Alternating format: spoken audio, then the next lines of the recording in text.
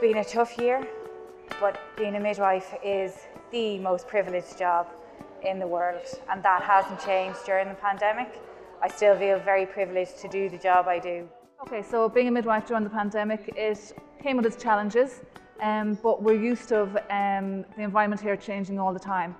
From one day to the next, it's never the same. So as usual, we met it head on and we had to change our services on a daily basis, but thankfully the staff here are really accommodating and we got through it. So being a midwife during the pandemic has been really challenging. The department I work in has had to re-sculpture everything and restructure all our clinics and all the environments where patients attend. Our midwives have gone above and beyond to facilitate this. And so it's been very challenging, but we worked through it and we've got through it and we continue to get there every day. Being a midwife during the pandemic has had its challenges, but we've stood up well and worked with it. The women have had to play their part, cocooning, protecting themselves, coming in here for their visits in different circumstances, but it's all worked out well.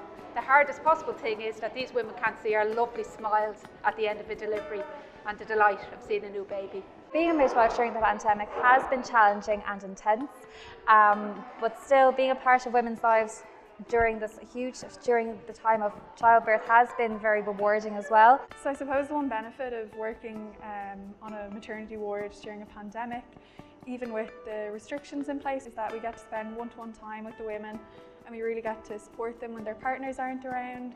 We get to make that close connection and continue to support them in their postnatal journey through to their discharge home.